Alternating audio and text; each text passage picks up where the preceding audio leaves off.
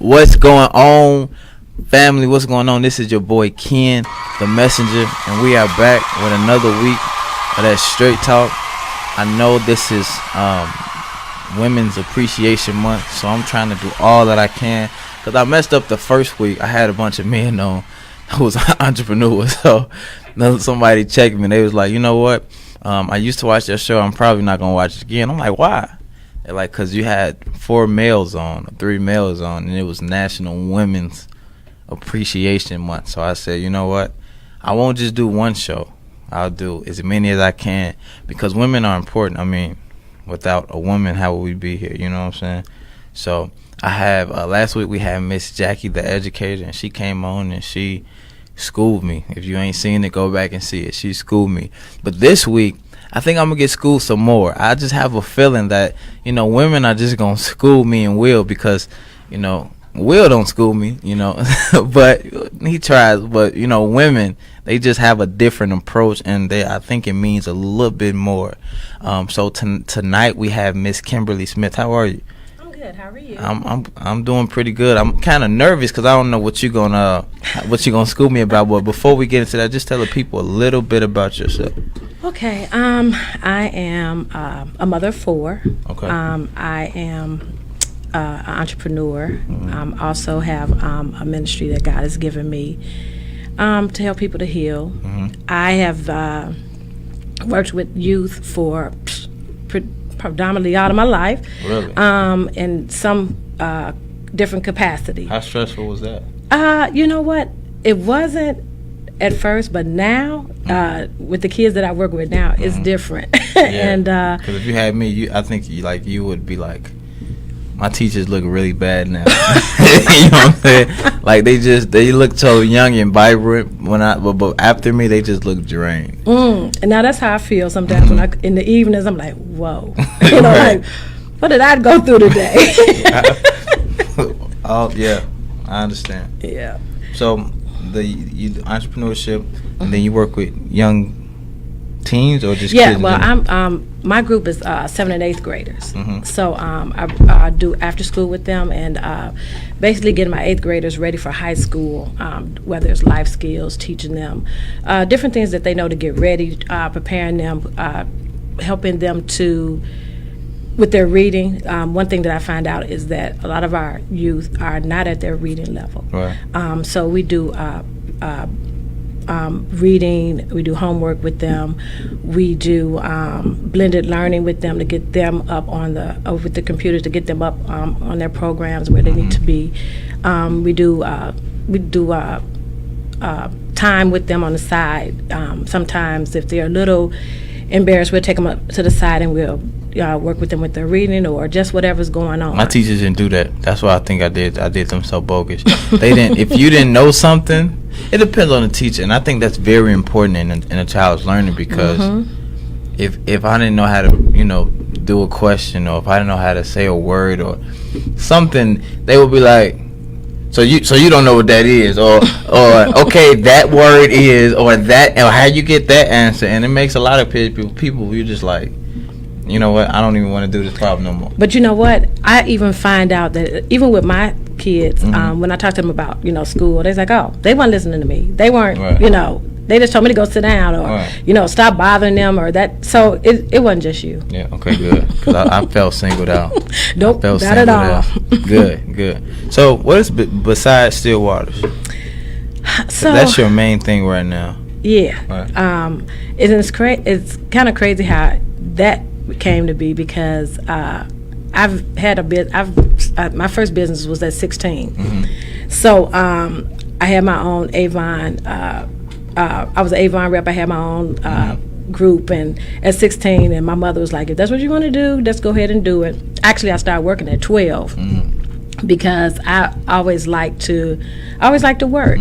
And so my dad had a friend who had a restaurant. He would let me come in there and do different things.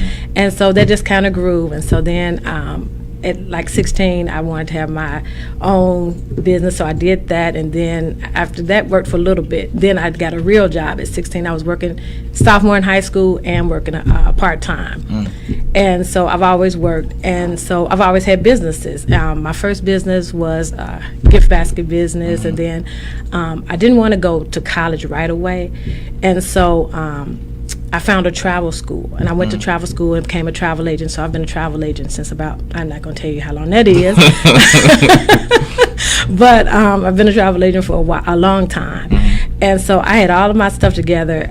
This year I was like, and every year as an entrepreneur is one thing that you have to keep adding to yourself, to make you marketable. Or if it doesn't work, take that out, put something else in. Right. And you have to know when you need to stop and when you need to regroup.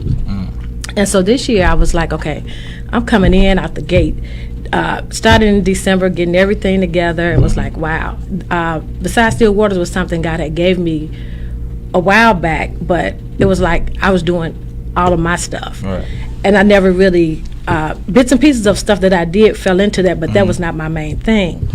And January, here I go into the new year. I always fast in the new year and everything, and I got all my stuff together. I tried, and I didn't finish. I did like the first 7 days, and it was just like, I was supposed to do like 21, I think. So. And so by the time I got through fasting, I was like, okay, I'm ready to go. And God was like, nope, I need you to shut it all down. And I was like, whoa. And he's like, I need you to shut it all down. And so I was a little salty. I was real mad. Right. Because I was like, I did all this work. I did this. I opened my bank accounts. I'm on it this. And so I was like, okay. And so I did. And I was like, you know what, God, let me just regroup. Let me really regroup, because it's really about you. Right. It's not really about me. And if this is what your will is for me to do, let me just do it. And so first I was still kind of mad, and then I was like, okay, God, help. I had to repent, and I was like, God, help me to get that out so I can really do what you want me to do and be for real. And so when I started doing it, I was like, because when you're used to doing your own thing, you can see results immediately. Exactly. And so I was like, okay. And so then I was talking to a friend of mine, text me one morning, and was like, help me. And I feel, I got a lot going on, this, that, and the other. And so when I did it, I was like, okay, I said, let me call her. So I called with her, I prayed with her, and I just started talking to her as, going through everything that she gave me. And she says, oh my gosh, she said, I feel so refreshed. And I was like, oh my goodness. That's like, that's one of the work. That's what God told me that my ministry would do through healing. It would refresh people. And she's like, really? And I said, yeah, because I didn't tell anybody, because I know everybody that knows me knows, like, I'm always doing my other stuff. And so I never mentioned any of this. And so she's like, when did that happen? And after I started telling her my testimony, she's like, wow. And I was like, yeah. I said, once I started doing what God wanted me to do, I just started seeing the doors open. And the people just started, like, coming. And I was like, wow. I was like, okay. Yeah. Okay, for real. This for real, So besides Still Waters is a place where you can come to get healing. Whatever it is, we do different forms of healing, whether it's through a retreat or if that's one-on-one. And we do a holistic wellness for, right now I'm doing something with people who are overweight, nutrition and overweight, and actually I'm participating in it. And it's crazy because I actually, even though I coach people, sometimes you always have to get help too. Right. You know what I mean? Yeah. And so I even have a coach that's helping me to do it. And so by that happening, and I've been losing, I'm like, okay, let me just continue to share what I get to help other people to do it. And so it's not always just about you, it's about you, but it's for you to help somebody else do it. Okay. And so I started doing the wellness and nutrition, and we just do different forms for youth. Sometimes we'll do talking circles, or that's good. Creative. I do creative coaching. So, like, if your gift is maybe you like to rap, or maybe you like to draw, those are the things I'll use to coach you through whatever it is that you're trying to get through. So you use people's gifts, talents, and we are back. And you know, Miss, she said don't call her Miss Smith, but Kim, I feel so much calmer. Do you? When you're here. Oh wow.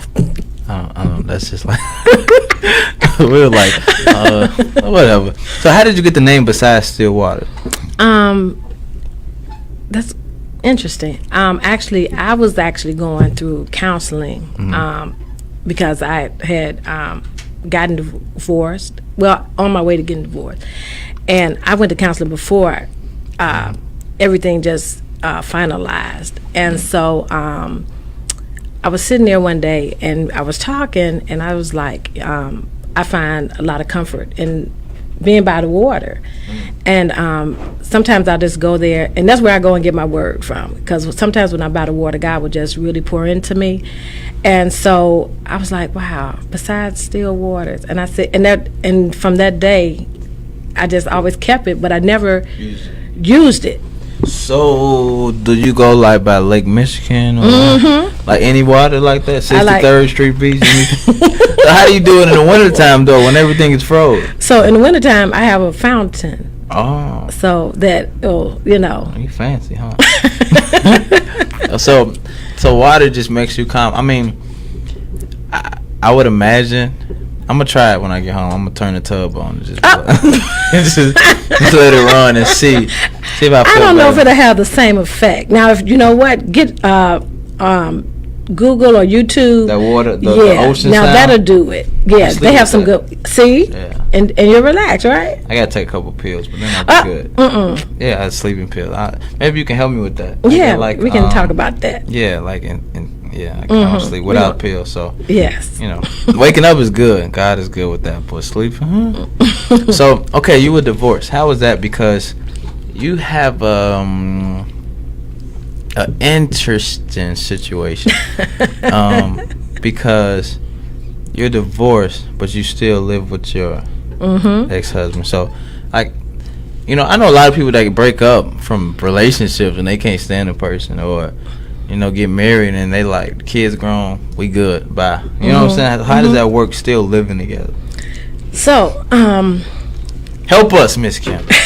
I got divorced, and one of the things was that we agreed that we wanted to stay there for our kids. So and it really actually was a blessing, because trying to figure out, like, going separate ways and doing all of the different visiting, this, that, and the other, and everybody's different. My kids, I knew what they needed. So God had just said, you know, you're going to stay there. And I was like, okay.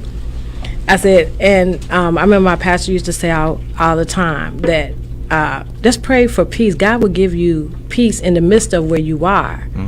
And I was like, okay. And I prayed for peace, and God did do that. I was still able to stay there, and we carry on sort of the same, but we had separate lives. You know what I mean? But our kids were there. You know, we stayed together. Now my daughter is now getting ready to go to college. So now we're, you know, it's interesting making some different moves, but yeah. Wow. I've never heard nobody to do that. Well, I mean, it's and it's not like you're just doing it because you don't have the money to move away. You know what I'm saying? It's like you have a legit reason that is strictly for your kids. Yeah, and sometimes it has to be, even though we know we go through a lot of different things, but sometimes it can always just be about your feelings. Right. Especially when you have kids involved. It's about your kids, what they feel. What and they need. Even in our situation, sometimes it wasn't always the best, because everybody's going through something. You know what I mean? Yeah. But in spite of that, we still were together, as you know, to make it work. So how do you find peace in grief? Like, really searching God. I was just talking about that earlier. In grief, sometimes it just depends on, and I was sharing with somebody that it's different. I think it's different. For me, I think it's different types of grief. So, say, for instance, you were in somebody's life, but you treated them like crap. And then they die all of a sudden, and then you got that grief like, oh, what I should have did this. I should have did that. I shouldn't have treated them like that. And so you hold guilt is basically. And so sometimes that's hard for people to go through. And then sometimes if somebody just all of a sudden, you weren't expecting that, you know, versus somebody that you know, they struggled and now they're gone. You can kind of get a little relief, but really seeking God for your situation as to. And I always pray before I do any session. I always pray so that God would at least talk to me and let me know. So the Holy Spirit revealed to me what's really, you know, the root of what's what, and then helping them move toward that. I had a mom who her son had got killed in a car accident, and he was like 15. Wow. But he was like running, you know, trying to be in the game, trying to, you know, do that, and she was up all the time and everything. But when he passed, she was like, she couldn't get over it. Right. And she was going to the cemetery 2 and 3 times a day, laying out there, eating lunch out there. And so her other kids were being neglected. And so somebody referred her to me. And I just talked to her. I sometimes it just depends. I found there was a place that I took her to that just had a fountain. And we would just walk the park. And I only see people like you on movies. Like you only see people like that on movies, and you were saying how but I think it makes sense because you find what's soothing, and then you get people in that place where they're open to talk, and then they can listen. Because I think when in order to find peace, you have to accept it. You know. Yep. I didn't have a regret like that, but a friend of mine got killed. But the day before he got killed, he called me, and then he texted me. But I didn't. I was, I guess you can say, just running around, not thinking. You know, I'm thinking, you know, I'll call him tomorrow, or I'll call him next week. So when he got killed, I'm like, what? And so I was upset, obviously not at him, but at me for not. You know what I'm saying? Like. Bro, all it took was a reply, or all it took was a call back. You ain't that busy, but you know, I just had to accept it. You know, like, you know, pray for him. You know, I mean, not pray for him now, but you see what I'm saying? Like, you just have to move on and know that as a friend, you did everything you could have done. You know, that I did everything I could have done as a friend. He was a big artist in Chicago. I was managing him at one time. You know, I was, you know, so we was close. We, you know, so my point is, even in your grief or, you know, and I was guilty at that point, but I still had to find the happiness and, you know, the happiness of our friendship and things like that. So I think if you was around more, I would have called you. If I knew you was around, we would have been like, I would have been like, Miss Kim, let's go to Lake Michigan real quick. Let's go to Lake Michigan real quick. Right. So that's good. How do your kids feel about like what you do for a living? Like how does that? Do you help them? I mean, I know you help them because you're their mom, but help them. Sometimes I try to use some. Like, do you say, "Come in here, I'm finna turn the tub on. Let's talk." Let's talk. So, you know, my kids are. I have 2 boys, 2 girls, and so they're grown now. But you know, I think that, and this is what I always say. I say that God always gives somebody to be able to help you while you're helping somebody else. And so even though I'll talk or I may say things, I think that God always sends somebody else to water that seed that was planted. And sometimes your kids don't want to listen to it because they're like, man, Ma, you know, like you don't know, like you never was a kid. You know, I wasn't no teenager. I wasn't young adult. You know, grow up with your mama. Yeah. So I don't think they realize that. And it's some things that my kids still don't know that I did. And so one day I think I was sharing with them something that happened. They was like, Mom, I was like, okay, I was young. Give me a break. Yeah, I don't like that either, though. Really? I don't. My mom, she tried to turn up and she tried to be like, I did this back in the. Every time I go over her house, she got to reveal something new to me that she did. And I'm like, you don't have to tell me that. Like, we had a session here, Why Did I Get Married month. And she came on here with her husband, my stepfather. So obviously I didn't do that show. You know what I'm saying? Because that's just weird to me. You know what I'm saying? So I get where they're coming from in a sense. Right. But it is. I think your mother should be, you know, one of the most confidential-ist people that you should go to. Because your mom ain't gonna turn against you. You know, your mama can hold your secrets, and she can get something out of you that nobody can. So real quick, when we come back, I got some more questions from Miss Kim. We're gonna do our straight talk segment. So we're gonna talk straight for a minute. That's fine. Okay. So when we come back, this is Love Theory by Kurt Franklin. That was Love Theory by Kurt Franklin. That's a new joint. You like that? Yeah, I like that. It wasn't too churchy and it wasn't too secular. They don't like the secular. They like gospel. So, I can't get over how somebody can still be divorced and live together. I'm trying. You know, I'm like, it's for the kids. It's for the kids. It's for the kids. But that's it's weird. But it's, now that you explained it, it makes sense. And that's like a sacrifice that you had to make. Like, you're like a living example of a sacrifice. You know, like a lot of people make sacrifices, but they like 80. They like, you know what I'm saying? But you like, I'm sacrificing for y'all now, and so that's great. But how do you tell somebody that you're not into them? I would just be straight, because a lot of times when you try to go around it, people get mixed emotions, mixed feelings, and then they thinking it's something that it's not. So just be straightforward, like, look, in a nice way. Right. You know, tell them, you know, right now I'm not, you know, trying to date or whatever it is. I would go that way. So you must have been a heartbreaker back in the day. It She almost got caught up with. She like, yeah. I mean, that makes sense, but it's easier said than done. You know what I'm saying? Because sometimes it's that easy, and then sometimes it's that difficult because you don't know what that girl is gonna do. But you know what? I think for me, like right now, and we were talking about dating the other day. Like right now, and I think so. One, as young people, I think you need to have your focus in order.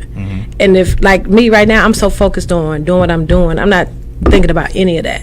And so I think that if you come out the gate, like right now, and this is what I tell my kids, even my kids you got plenty of time for that. Yeah. You know what I mean? Get what you need to get your life together.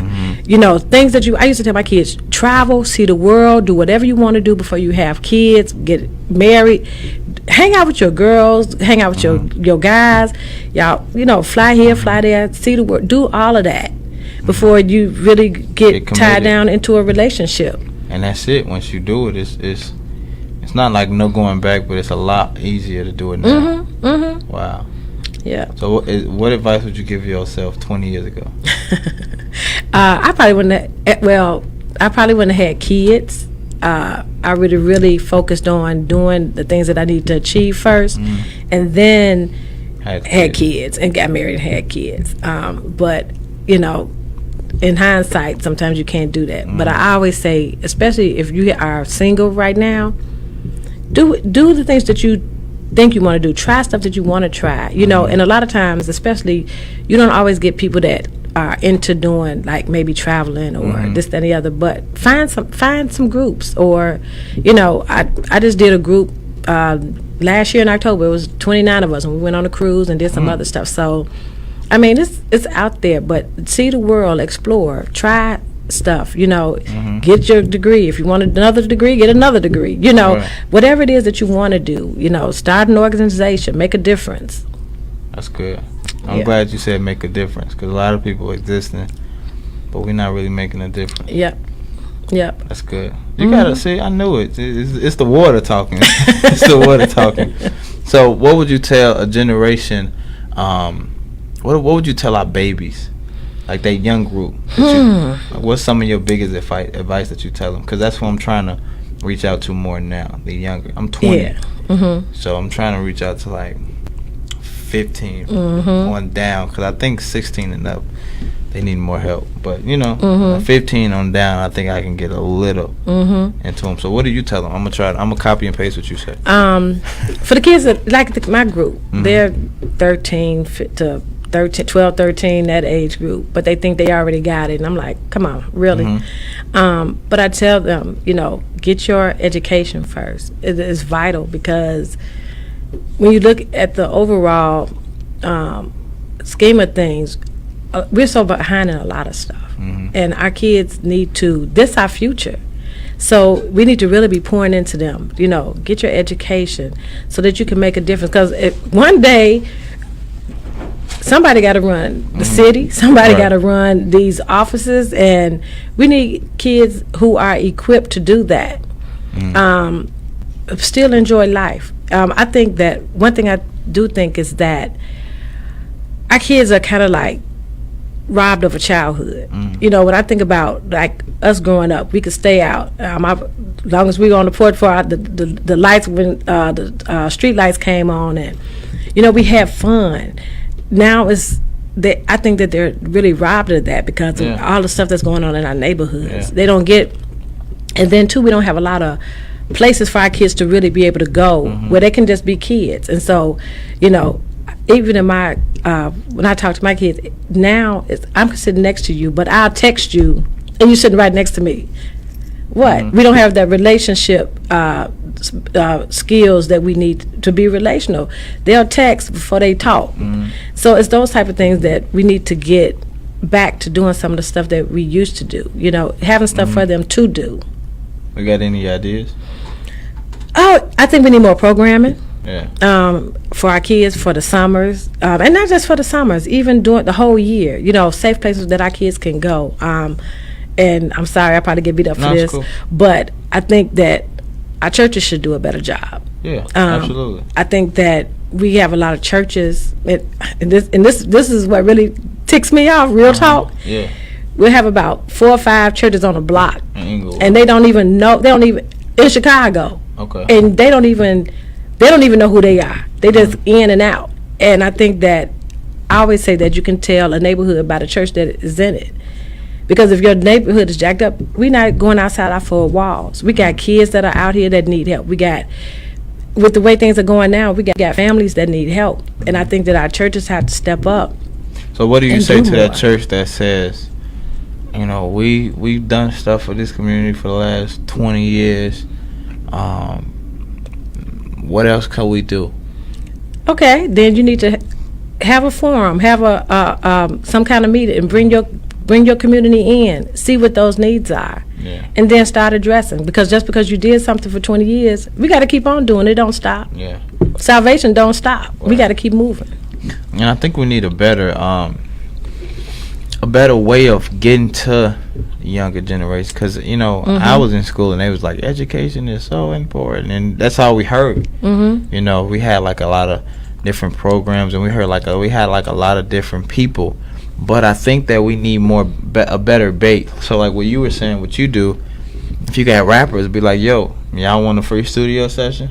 And let them come in there and play around, and then be like, okay, so what's going on in school? You know, just something so we can be like, I want you to be better. I want you to do this. But I support what you're doing. Like I support what you like. And I think a lot of times, even me growing up, I knew I liked music, but a lot of people were just like, everybody likes music. You know, get a trade or get a plan B. You know? They're like, man, my plan B is to make sure plan A work. Like, why do I have to get a plan B? Like, we all know, you know, they tell athletes all the time. Like, I got a bunch of athlete friends, and they just be like, you know, people really, really want. One guy just went overseas, and that's all he was saying. Like, people keep telling me to get a plan B. Like, why can't I make plan A work? And I think that's what people get lost at.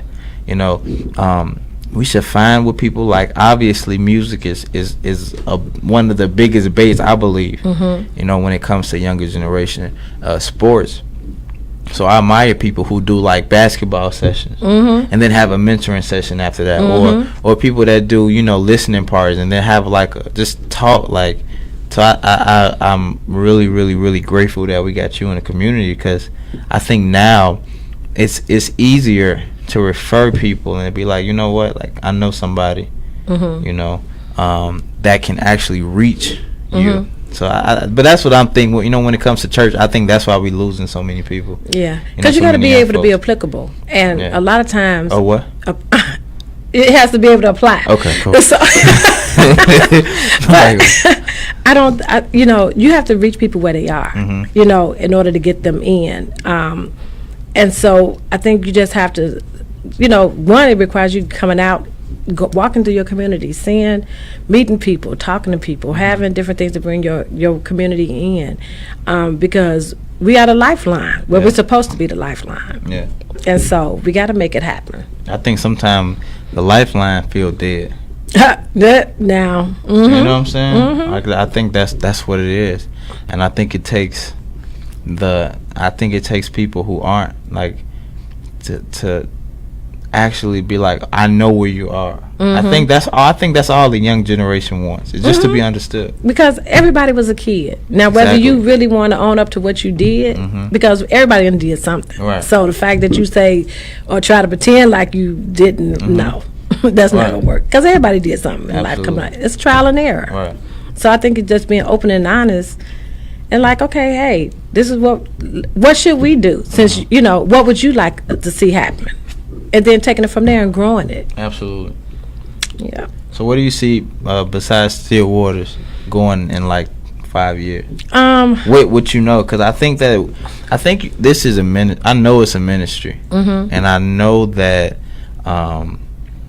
this could be a very, very, like, this could be the thing that can save a lot of young people, and I'm sure it will. But what do you see yourself in 5 years?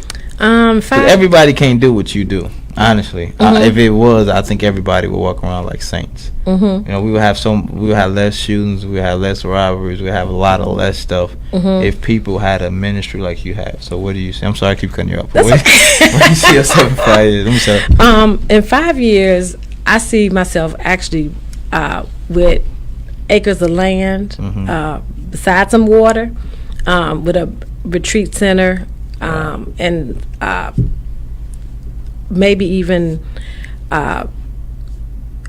houses or camps in different parts of the United States where people can come to get refreshed, just to take a load off. Sometimes, you know, we get so bogged down with everyday life. If you, I've been a single mom. I've been so I know what that's like. And sometimes you just need a break. Working all the time, and even if you don't have kids, sometimes you need a break. Right. And so just to be able to have a place where I can go and chill, and if I want to, you know, do whatever, get together, play cards, whatever it is, we have fun doing it to take the stress off. I think that's what's needed, because we're up against so many things. Life in general is hard, and so I want to be able to provide a place where you can come. You know, whether it's for a weekend or whether it's for, hey, I just need to come out for a day and do whatever. To be able to provide that where people can get away and really, you know, get themselves free from the stuff that they're going through. If you got a masseuse, I'll be there. Oh, that might be on that list. I think that those are I think that's one of the most relaxing things. It is. Seriously, like a therapy thing. Yeah, you know, it is. Like sometimes I don't even need a massage, but I think that, I just get happy thinking about it. Because it's just, you know, depending on where some people go. I know they got some in the hood where it's just like like loud music and trap. But I'm talking about what they have, you know, like ocean sound and stuff like that. They know what they're doing. Yeah, they know what they're doing. Yeah. And so I think that if you had that there, I'm there. Okay. I'm in there. Okay. Like, seriously, I think Willa would agree. So I really, really, really am praying for you and hoping that everything goes well. I'm sure it will, because you have a ministry, you have a gift, and if there's anything I can do to help, just let me know. I will. Let me know. So thank you so much for being our guest for the night. Any remarks? Last minute things. I would just say, I would encourage people, if you know that you're stressed, try to get some help. You know, whether it's just to talk it over with somebody that's not going to be, you know, have so much to say, opinionated, but somebody that you can call that'll really listen to what you have to say, because people need that. You know, sometimes people don't think that they have anybody to talk to, especially even our youth with bullying and stuff like that. You know, they don't feel that they have an out, but you do. So I would always say just try to, you know, get with somebody that you can talk to, that'll listen to you, to try, or either point you into the direction of somebody that they can talk to. You got any like at-home therapy? I think Jackie said that she watches comedy, and that kind of like relief. You know, so what do you do when you stressed out? Sometimes I get home. I mean, we know you go by Lake Michigan 63rd, but I'm saying at home, what do you do? Light some candles, listen to some soothing music sometimes, and I just have to really pray and meditate. And I'm like, okay, you know, to try to get it off. Whatever you do, whether it's singing or if it's writing, or sometimes you just need to sit. You know what? Sometimes we don't even sit still long enough because the phone ring and somebody texting us. Cut the phone off. Look, give me 10 minutes. Don't knock on this door. Whatever it takes for you to get that to that place. Wow. So yeah. I think we need I think I'm gonna create something like 5 things to do when you're stressed out. Okay, I can send you something. Good, thank you. And I'll post it because I know a lot of people that's stressed, and you know, I think that if they knew other things to do, they wouldn't, you know, go towards the other stuff, the other stuff. So I appreciate you. Thank you so much. You are really, really appreciated in our communities, in the city, in the world. So I will see y'all next week. Thank you. Give it up for it. So I will see y'all next week at Str8Talk. How can people find you to reach out? My number is 312-569-9305. They can leave a message, and I'll call. We'll call them back. Social media, what you got? We're setting that up now. Okay. So but I'll send it to you, and if you want to get it out, we can do that. Absolutely. All right. Y'all heard it first. Miss Kimberly Smith, besides Stillwaters, thank you so much. And we will see y'all next week. Well, I'll see y'all next week. Yeah, we watch it next week. Yes.